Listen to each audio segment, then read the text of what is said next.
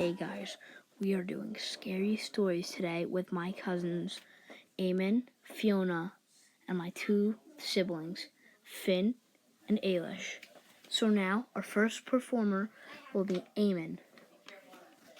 Okay, so as many of you know, tomorrow's my birthday.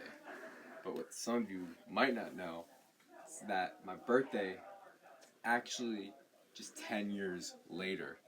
See, I was actually born on October 19th, 1999. Let me explain. In 2012, I turned 13 years old. And I remember during that time, I was getting severely bullied in school. I didn't like growing up. I missed elementary school. And, I missed being a little kid again. I hated the world I was living in, and I just wanted to be a kid again.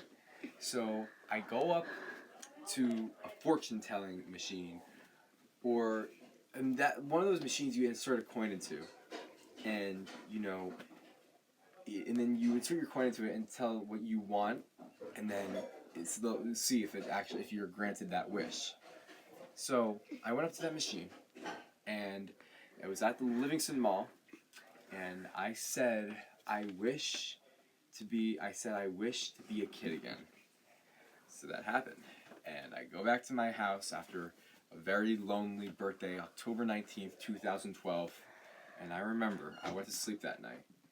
And I woke up and I was 3 years old again. I was in a completely different world. When I slept, I went into a totally different universe. So today, I should actually be turning 26 years old tomorrow.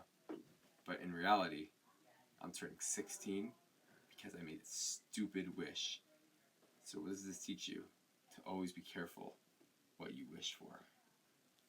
Performer Fiona. In a remote cabin deep in the woods, a young woman named Sarah had just moved in after running away from a storm in her old town. The cabin was old and unsettling, with portraits on the walls that seemed to watch her every move.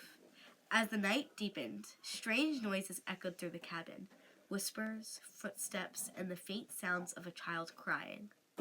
Sarah tried to ignore it, but the noises grew louder and more insufferable. She noticed one of the portraits has changed. The eyes of the figure in the painting were now wide and bloodshot. A cold hand suddenly grabbed her arm. As she turned to see a ghostly figure standing behind her, its face contorted in a silent scream. The figure lunged at her, and Sarah stumbled backwards, tripping over a loose floorboard. She fell into a dark, hidden cellar. As she looked around, she saw skeletal remains scattered on the floor. The ghostly figure floated down the stairs, its eyes burning with whatever. Sarah was trapped with no escape from terrifying entity.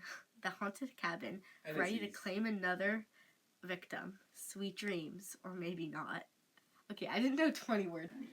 So, the story I'm about to tell you is a scary one, but also has a bit of a sad element in the beginning of it as well.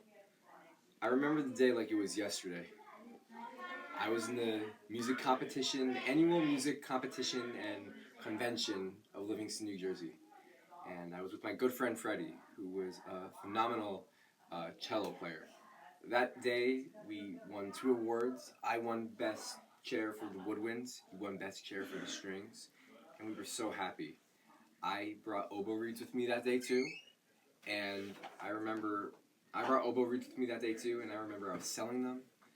And I remember before we were about to pack up for the night, we were walking, and we just talked about the accomplishments and how proud we were of ourselves. It wasn't until I heard, probably to this day, the most traumatizing sound of my life.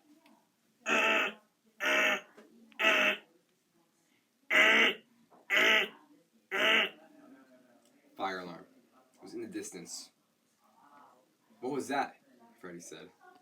"It's a fire alarm," I replied. We run back to the building.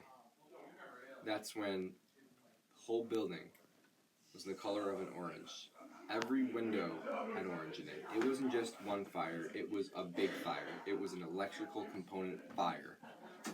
And smoke coming out of the vents, the doors, the windows. This building did not look like it was going to be fixed. People were screaming as they were running out. But not just because of what they were in, but because our great music director and teacher, Mr. Hughes, was still inside the building. I remember Freddie started to run in, and I stopped him and I said, "No, Freddie, no!" And he said to me, "Someone's had to save him, Eamon. Someone has to save him." He runs into that building. Just seconds later, it exploding. Both him and Mr. Hughes died that day. A month later after the incident, I get an anonymous message on Instagram DM telling me to meet someone at a warehouse in Harrison, New Jersey, an abandoned warehouse. Me being my stupid 13-year-old self said, why not? I was curious. So I go over there and I break in. With nothing interesting to see at first.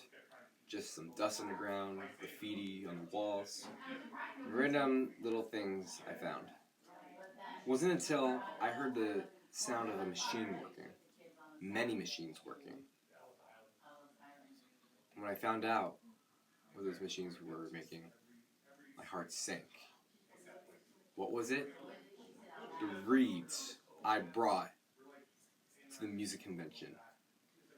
But not just the reeds I brought. These reeds were remade. There was thousands of them, possibly all made in one day. I was shocked. And then, that's when I saw him.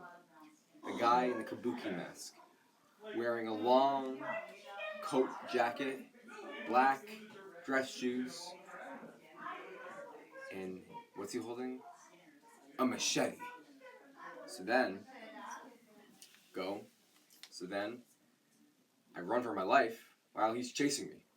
I make it out of there alive, surprisingly, and then I report it to the Harrison, New Jersey police, where they then relocate me to the Livingston Police Department. I file my report, and then hours later, the police search the warehouse with no trace of anything. Not even the reeds I made, I said? No, they replied. Just a week later then, I got a similar DM from a different account under a username.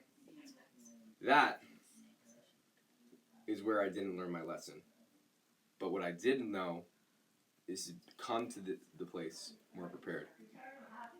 This person wanted me to meet him at a port in Newark, New Jersey. So that's what I do. But this time, I go to my friend Taylor Altmore, who had weapons to supply me with.